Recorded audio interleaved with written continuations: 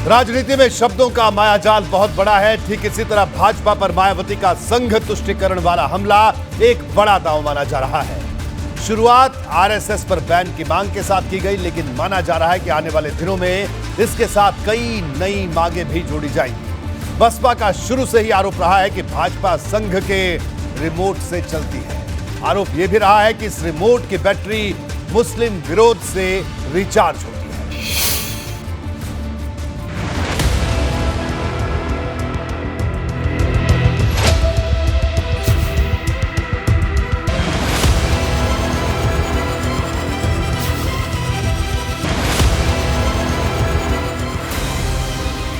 राजनीति में शब्दों का ये नया मायाजाल है। शब्द नया है, नाम है संघ तुष्टीकरण।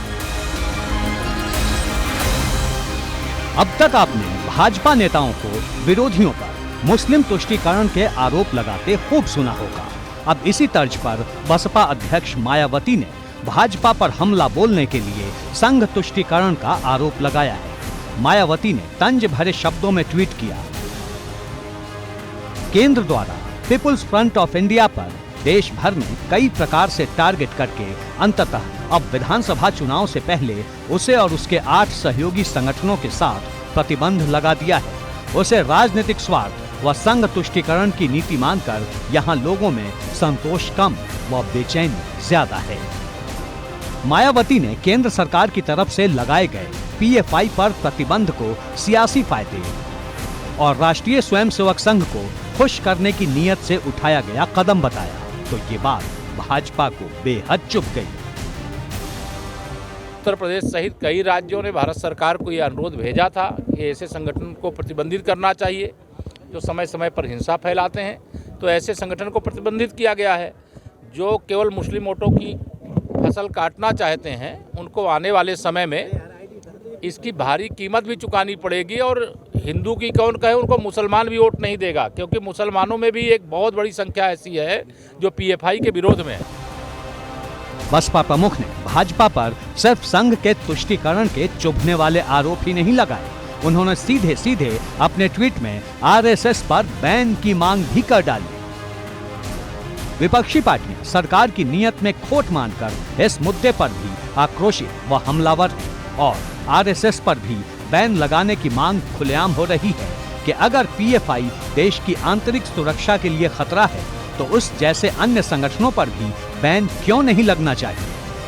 कि हम हमेशा, हमारी पार्टी और कुमारी बहन मायावती हमेशा कोई कट्टर मुसलमानों की बात करे तो उसके पक्षधर कभी नहीं रहे, और कट्टर कोई हिंदुओं की बात करे तो उसके पक्षधर कभी नहीं रहे। हम हमेशा देश हित और जनहित में हमेशा बोलते हैं, और इसका खामियाजा पिछले विधानसभा के चुनाव में हमें बहुत बड़ा उठाना पड़ा था। ठीक यही सवाल समाजवादी पार्टी तभी से पूछ रही है जब 27 सितंबर को पीएफआई समेत उसके 8 संगठनों को प्रतिबंधित करने का आदेश जारी हुआ था।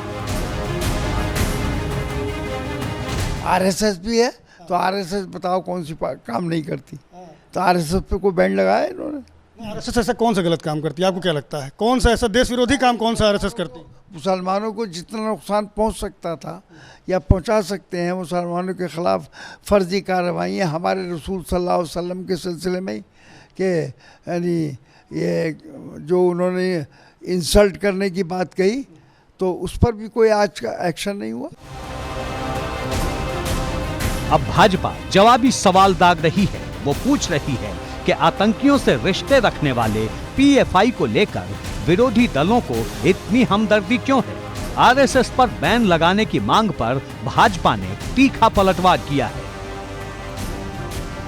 इस देश के विकास में आज की तारीख में सबसे ज्यादा किसी का योगदान है तो आरएसएस का है।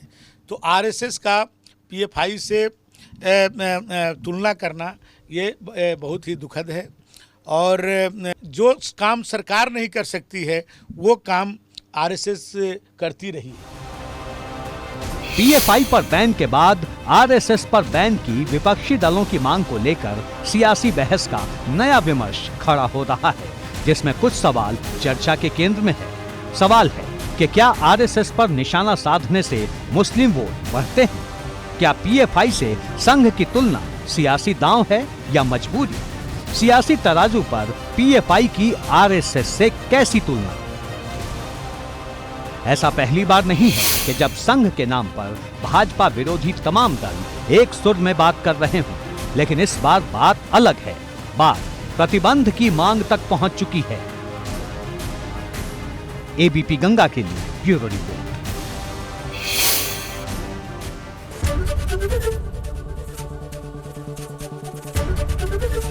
एबीपी गंगा, खबर आपकी, जुबान आपकी।